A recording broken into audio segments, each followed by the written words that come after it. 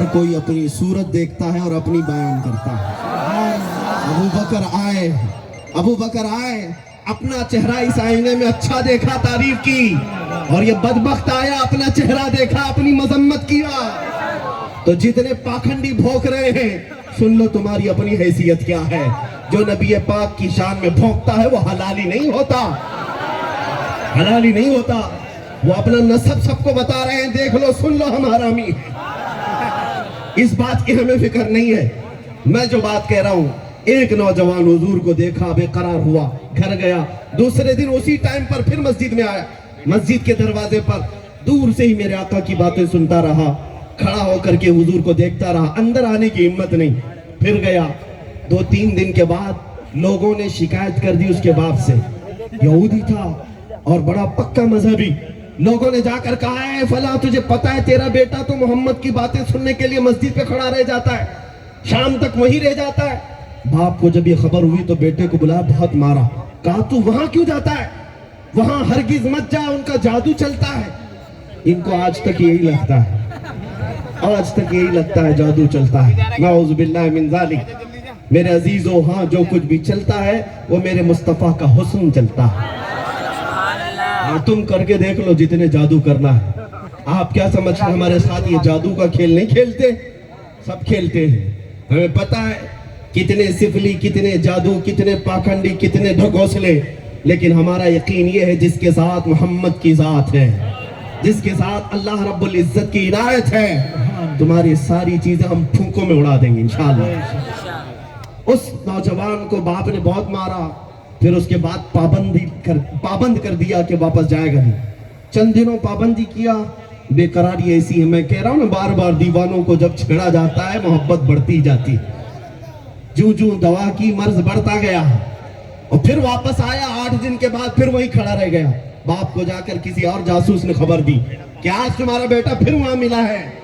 باپ نے زنجیروں میں باندھ دیا، ہاتھوں میں بھی اور پیروں میں بھی بیڑیاں باندھ کر گھر میں قید کر دیا، آج کے بعد تو گھر سے بھی نہیں نکلے گا۔ لوگوں یہ بھی کر کے دیکھ لو، زنجیریں باندھ کر کے گھر کے اندر قید کیا، ہوا کیا؟ یہ نوجوان بچہ بیمار پڑ گیا، بیمار ہو گیا۔ اس کی بیماری پر بھی ماں باپ کو ترس نہیں آیا۔ بیمار ہوتے ہوتے مہینہ گزر گیا، اس کی بیماری اتنی بڑھ گئی کہ جسم پیلا پڑنے لگ گیا۔ اب ماں باپ کو ڈر لگنے لگا کہ یہ 20-25 سال کا جوان، اگر ہم اسے اسی قید تنہائی میں مار ڈالیں گے تو اچھا نہیں ہوگا، اکلوتا بیٹا ہے۔ زنجیریں کھول دی، اب علاج کرانے پر آ گئے، حکیموں کو بلایا، طبیبوں کو بلایا، سارے حکیم آئے، طبیب آئے، اور دوا کرتے کرتے عاجز آ گئے اور کہا اس کا مرض ہی کچھ اور ہے، ہماری پکڑ میں نہیں آتا، ہماری پکڑ میں یہ بیماری نہیں آتی، اس کا مرض ہی کچھ اور ہے۔ وہ مرض انہیں کیا پتا چلے گا، جان ہے عشق مصطفیٰ، روز فضوں کرے خدا، جس کو ہو درد کا مزہ، ناز دوا اٹھائے کیوں؟ وہ دوا کا ناز کیوں اٹھائے گا جس کو درد میں ہی مزہ آتا ہو؟ حکیموں نے، طبیبوں نے کہا یہ لا علاج ہے۔ چند دنوں کے بعد پھر علاج کے لیے ایک بڑے حکیم کو بلایا گیا، اس نے کہا تمہارا بیٹا 1 دن یا 2 دن کا مہمان ہے، مر جائے گا، یہ تمہارا لڑکا لا علاج ہو چکا ہے، اسے جو کھانا ہے کھلا دو، جو پینا ہے پلا دو، اب یہ زیادہ دن تک نہیں ٹھہر سکتا۔ یہ کہہ کر حکیم رخصت ہوا۔ اب ماں کا کلیجہ دہل گیا، میرا جوان بیٹا دنیا سے چلا جا رہا ہے۔ باپ کو بھی اب تھوڑا ترس آیا اور آئے بیٹے سے کہا بیٹا ہمارے ساتھ ہم سے زیادتی ہو گئی تیرے معاملے میں، ہمیں معاف کر دے، چھوڑ دے پرانی باتیں، سب اچھے سے جیتے ہیں، اب بتا تو کیا کھانا چاہتا ہے، کیا پینا چاہتا ہے، تیرا علاج کر کر کے تھک گئے۔ وہ نوجوان کہتا ابا جان اگر مجھ پر رحم کرنا چاہتے ہو تو ایک بار محمد کو دیکھنا چاہتا ہوں صلی اللہ علیہ وسلم۔ ایمان لایا ہوا نہیں ہے، ایمان لایا ہوا نہیں ہے، ماں باپ سے کہتا ہے ایک بار محمد کو دیکھنا چاہتا ہوں، اگر مجھے دیکھنے کی اجازت مل جائے تو پھر میں آپ سے کوئی چیز نہیں مانگوں گا۔ ماں کا کلیجہ پسیج گیا، کہا اس درد کے عالم میں، اس بیماری کے عالم میں بھی میرا بچہ اگر کسی کو پوچھ رہا ہے تو آمینہ کے لال کو پوچھ رہا ہے۔ شوہر سے کہا جاؤ ایک بار ان کو خبر کر دو ہمارے گھر میں آگ لگی ہے، ہمارا بیٹا دنیا سے جا رہا ہے، ہمیں اس طرح داغ مفارقت دے جا رہا ہے، ایک بار آپ اپنا چہرہ دکھا دیجئے۔ باپ آیا، یہودی ہے، और हुजूर पाक सल्लल्लाहु अलैहि वसल्लम से दुश्मनी भी रखता था, नफरत भी, दूरी भी रखता। मस्जिद में आना पड़ा, मेरे आका सहाबा के साथ बैठेंगे, सुबह का वक्त है, फजर की नमाज के बाद का वक्त है।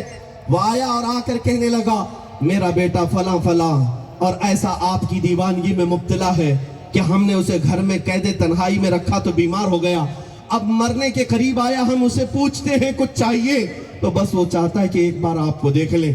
मेरे आका सल्लल्लाहु अलैहि वसल्लम सहाबा से कहते हैं, इसी इंतजार में तो मैं भी बैठा था, इसी इंतजार में तो मैं भी था। चलो ऐ मेरे सहाबा, हमारे एक आशिक ने हमें याद किया है। वो लम्हा कैसा होगा जब मदीने का ताजदार अपने आशिकों का दिल रखने के लिए अपने घर आता हो। इसीलिए हमारा अकीदा ये है, सुना है आप हर आशिक के घर तशरीफ लाते हैं या रसूल अल्लाह, सुना है आप हर आशिक के घर तशरीफ लाते हैं। मेरे घर में भी हो जाए चरागा या रसूल अल्लाह, मेरे घर में भी हो जाए चरागा या रसूल अल्लाह, या रसूल अल्लाह। मेरे आका आए, तशरीफ लाए, घर के अंदर जैसे ही आते हैं, वो बिस्तर पर पड़ा हुआ नौजवान, जिस्म पीला पड़ चुका है और दुनिया से रुखसत होने की हिचकियां ले रहा है। जैसे ही मेरे आका घर में कदम रखते हैं, बिस्तर के करीब जाते हैं, देखा तो उसके चेहरे का रंग बदल गया, जिस्म में तवानाई आ गई, जिस्म के अंदर हरारत और गर्मी पैदा हो गई और अपने बिस्तर पर ताकत देकर के उठने लगा। मेरे आका ने अपना हाथ सिराने के पास रखकर और सहारा देकर उठाया और जब वो उठा तो चेहरा सामने चेहरे से मिल गया। मेरे आका सल्लल्लाहु ताला अलैहि वसल्लम को देखने का बहाना मिल गया और जन्नत में जाने का बहाना ठिकाना मिल गया। अब उस नौजवान से मेरे आका ने सिर्फ इतना कहा, पढ़ो, अब किस बात का इंतजार करते हो, ला इलाहा इल्लल्लाह मुहम्मदुर रसूलुल्लाह। उस नौजवान ने कहा, बस आपको देखकर ही पढ़ना चाहता था। मेरे आका सल्लल्लाहु ताला अलैहि वसल्लम की बारगाह में वो दस्त बस्ता, जिस तरह से भी अपनी कैफियत थी, कलमा तैयबा पढ़ा, मुशर्रफ इस्लाम हुआ। मेरे आका अभी घर से रुखसत भी नहीं हुए थे कि जिस्म से रूह निकल गई। मेरे आका सल्लल्लाहु ताला अलैहि वसल्लम के सामने रूह जिस्म से निकल गई। मैं ये बात कहता हूँ, कान खोलकर सुन लो ऐ मेरे बच्चों, इनका मकाम क्या था, पूरी जिंदगी उनकी कैसी गुजरी। वो सहाबियत का मकाम पा गए। फजर के बाद वक्त में बता रहा हूं, मेरे आका गए, ईमान लाए, जोहर का टाइम भी नहीं आया, पूरी ईमानी जिंदगी में एक नमाज पढ़ने का भी वक्त नहीं मिला, ज़कात देने का भी वक्त नहीं मिला, हज करने का भी मौका नहीं मिला, तस्बीह पढ़ने का भी मौका ना मिला। बस इधर ईमान लाए और उधर रुखसत हो गए। ये इतने चंद लम्हात में उस नौजवान की जिंदगी कहां पहुंची पता है? वक्त का गौस अब्दाल अख्ताब भी उनके कदमों तक नहीं पहुंच सकता, इसलिए कि सहाबी के मकाम को कोई गौस भी नहीं पहुंचता, इसलिए कि उस सहाबी को उन चंद लम्हों में अगर कोई चीज औजे सुरैया पर पहुंचाती है तो नमाजें, तस्बीह, जिक्र, अस्कार नहीं, बल्कि चेहरे रसूल को एक बार देखना उन्हें आसमान की बुलंदी पर पहुंचाता है।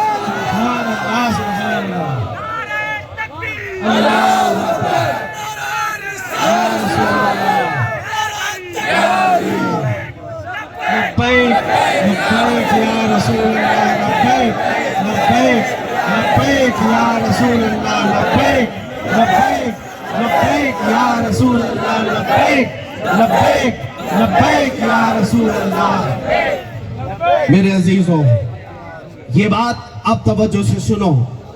एक नौजवान को चंद लम्हों के लिए अगर मेरे मुस्तफा का दीदार मिल जाए, वो पूरे जमाने के गौस, अब्दाल, अख्ताब, नुजबा, शुरफा से भी बढ़ जाता है, बहुत बुलंद मकाम पा जाता है। गौसे पाक रज़ियल्लाहु ताला अन्हु का ये फरमान सुना है आपने? आपसे पूछा गया था सहाबा का मकाम बड़ा है या गौस का? आपने क्या कहा था? जो रसूलुल्लाह के सहाबी जिहाद में जाते, जिन घोड़ों पर बैठकर जाते, उन घोड़ों की टाप के नीचे से जो धूल उड़ती थी, उस धूल तक भी कोई गौस नहीं पहुंच सकता। इसलिए कि सहाबी को जो मकाम मिला है वो दीदार रसूल की वजह से मिला। इसीलिए अपना सब कुछ गुंबद खजरा, अपना सब कुछ गुंबद खजरा। इस बात को याद रखो मेरे अजीजों। मैं इसी बात को गुनगुनाता हूँ, मेरा तो सब, मेरी बहार आप ही से तो है, रसूल पाक सल्लल्लाहु अलैहि वसल्लम की। میں بے قرار تھا میرا قرار آپ سے ہے. واہ واہ حضور میری تو ساری بہار آپ سے آپ سے ہے. ہمارے پاس جو کچھ بھی ہے وہ میرے مصطفیٰ کی وجہ سے, بے شک حضور اکرم صلی اللہ علیہ وسلم کی وجہ سے. اور آپ یہ جو دیکھ رہے ہیں یہ ناز یہ انداز ہمارے نہیں ہوتے, جھولی میں اگر ٹکڑے تمہارے نہیں ہوتے, جب تک کہ مدینے سے اشارے نہیں ہوتے, روشن میری قسمت کے ستارے نہیں ہوتے. اے نوجوانوں بے دام ہی بک جائیے بازار نبی میں, اس شان کے سودے میں خسارے نہیں ہوتے. نعرہ تکبیر نعرہ رسالت سبحان اللہ. اب میں آپ کو میرا آخری میسج دے جاتا ہوں. جب حضور کے دیدار میں اتنی بڑی تاثیر ہے کہ مقامات کو آن کے آن میں بہت بلندی تک لے جا سکتی ہے, اب اپنے دل پر ہاتھ رکھ کر کے بتاؤ, اس کائنات میں اس بھری دنیا میں اللہ نے اگر آنکھیں دی ہیں تو کیا ہمیں یہ تمنا نہیں کرنا چاہیے کہ ہم بھی آمنہ کے لال کو دیکھیں گے؟ کیا یہ تمنا ہر مومن کی نہیں ہونی چاہیے؟ میرے عزیزو, اگر سچے دل سے تمہاری تمنا ہے تو کیوں بارگاہ مصطفیٰ میں یہ نہیں کہتے میرے آقا آؤ کہ مدت ہوئی ہے, میرے آقا آؤ کہ مدت ہوئی ہے, تیری راہ میں اکھیاں بچھاتے بچھاتے, تیری حسرتوں میں تیری یادوں میں بڑے دن ہو گئے ہیں گھر کو سجاتے سجاتے. اور جس دن تم یہ تیاری کر لے جاؤ کہ میرے آقا آنے والے ہیں, سچ کہتا ہوں تمہاری آنکھیں بے حیائی سے بچ جائیں گی. رات کی تنہائی میں جو گندی تصویریں یا گندی فلمیں تمہارا ایمان تباہ کر رہی ہیں, آج صرف اس تصور سے ساری برائیاں ختم ہو جائیں گی. میں اپنی آنکھوں کو اگر آج سے بچا کر رکھوں گا تو صرف اس لیے کہ مجھے مکین گنبد خضرا کو دیکھنا, میرے آقا کا دیدار کرنا ہے. کیوں نہ کر سکتے ہو؟ کیا یہ محال بات ہے؟ یہ ناممکن بات ہے؟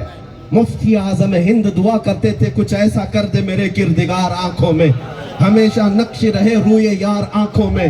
انہیں نہ دیکھا تو کس کام کی ہیں یہ آنکھیں کہ دیکھنے کی ہے ساری بہار آنکھوں میں. کوٹا کی غیور نوجوان, اے یہاں پر رہنے والے سنی سے العقیدہ نوجوانوں, آج کے دن سے یہ طے کر لو, یہ ساری عیاشیاں جو میرے مصطفیٰ سے مجھے دور کرتی ہیں, یہ وہ دنیاوی لطف انگیزیاں جو مجھے میرے نبی کی محبت سے دور کرتی ہیں, میں سب کو ٹھکرا دوں گا. آپ کو جنگ بدر کا وہ ایک بچے کا واقعہ بتا دوں. حضرت معاذ 13 سال کی عمر ہے, جس نے ابو جہل کو کاٹ کر رکھ دیا تھا. ابو جہل کو مارنے والوں کی تاریخ یاد رکھنا, بہت بڑے بڑے پہلوان نہیں, 2 چھوٹے بچوں نے مارا تھا. اللہ کی مصلحت, اس معاذ کے کندھے پر ایک کافر نے تلوار چلا دی, کندھا کٹ گیا اور بغل سے چمڑی لٹک رہی تھی. پورا ہاتھ نہیں, بغل سے چمڑی لٹک رہی ہے. لیکن اس 13 سالہ بچے کی ایمانی قوت کو تو دیکھو, وہ اس میدان میں اپنے ہاتھ میں دوسرے تلوار لے کر پھر میدان میں آ گیا. اور جب بار بار یہ ہاتھ لٹک رہا تھا تو اس ہاتھ کو پیر کے نیچے رکھ کر کے کھینچ کے نکال دیا اور کہا مجھے اس ہاتھ کی ضرورت نہیں جو مجھے میرے رب کی رضا حاصل کرنے میں خلل اندازی کرتا, جو میرے مصطفیٰ کی وفاداری میں خلل پیدا کرتا, مجھے اس ہاتھ کی ضرورت نہیں. اے نوجوانوں, کیا تم آج یہ عہد نہیں کر سکتے کہ مجھے ان گانوں کی ضرورت نہیں جو میرے مصطفیٰ سے مجھے دور کرتے ہو, مجھے آج ان عیاشیوں کی ضرورت نہیں جو مجھے میرے نبی کے قدموں سے دور کرتے ہو, بلکہ میں تو آج سے یہ عہد کر کے جاؤں گا, میں سو جاؤں یا مصطفیٰ کہتے کہتے, کھلے آنکھ صلی علیہ. ہمارا دن, ہماری شب, ہماری رات, ہماری شامیں اس طرح سے گزرے آج سے. اس لیے میں کہتا ہوں ساری برائیاں, ساری عیاشیاں اس تصور کے ساتھ ختم ہو سکتی ہیں. آج یا کل ہمیں بھی مرنا ہے, تم بھی مرو گے, ہم بھی مریں گے, جائیں گے قبرستان میں. ہماری زندگیوں کا کوئی بھروسہ نہیں, کل بھی موت آ سکتی ہے, پرسوں بھی. بلکہ یہاں بیٹھا ہوا کوئی یہ نہیں کہہ سکتا کہ کل کی شام ہم کو دیکھنا نصیب ہوگی. ملک الموت ہمیشہ ہمارے پیچھے ہے, کسی بھی وقت روح نکل جائے گی. دنیا میں حاصل کیا کیا؟ دنیا میں جوانی اللہ نے دی, طاقت دی, مال دیا, کیا حاصل کیا؟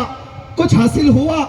اور جانے کے وقت اگر تمہارے ہاتھ میں کچھ نہیں, تم مایوس جاؤ گے, تمہارے چہروں پر, لبوں پر مسکراہٹ نہیں ہوگی. اس لیے جب تک جوانی ہے اس تمنا کے ساتھ جیو کہ میرے آقا آؤ کہ مدت ہوئی ہے, حضور کو دیکھنے کی تمنا لے کر جیو, انشاءاللہ ہر بے حیائی سے پاک رہو گے. اس لیے کہ ابھی لوگوں کو پتہ نہیں ہے, اس حسن کو ایک بار جو دیکھ لیتا ہے دنیا کا سارا حسن اس کی آنکھوں میں پھیکا ہوتا ہے, سارا حسن ہیچ ہے. پھر کوئی مجنو لیلا کے پیچھے نہیں بھاگے گا, کوئی محبوب محبوبہ کے چکر میں نہیں پڑے گا. جس نے میرے آقا کے حسن کو دیکھا تو پھر وہ گنگنائے گا, مکھ چند بدر شاشانی متھے چمکے لٹھ نورانی کالی زلف تے اکھ مستانی مخمور اکھیں ہن مد بھریاں اس صورت نو میں جان اکھاں کی جان جہاں اکھاں سچ اکھاں رب دی شان اکھاں اس شان تو شانہ سب نبیاں. سبحان اللہ ما اجملکا ما اکملکا ما احسنکا. کتے مہر علی کتے تیری سنا گستاخ اکھے کتی جاریاں. اس حسن کو اگر بریلی کے امام سے سننا ہے تو سنو, وہ کمال حسن حضور ہے کہ گمان نقص جہاں نہیں, یہی پھول خار سے دور ہے, یہی شمع ہے کہ دھواں نہیں. سبحان اللہ سبحان اللہ.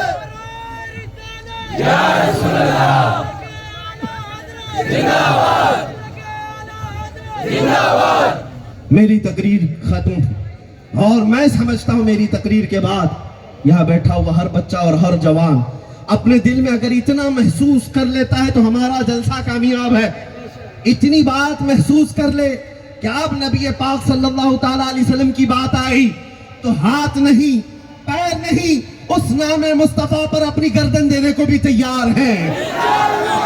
لبیک یا رسول اللہ, لبیک یا رسول اللہ, لبیک یا رسول اللہ. تمہارے ان جذبوں کو اللہ سلامت رکھے, تمہاری اس ایمانی قوت کو اللہ سلامت رکھے. اور اس بات پر میں خاتمہ کرتا ہوں کہ محمد سے وفاتوں نے تو ہم تیرے ہیں, یہ جہاں چیز ہے کیا لوح و قلم تیرے ہیں.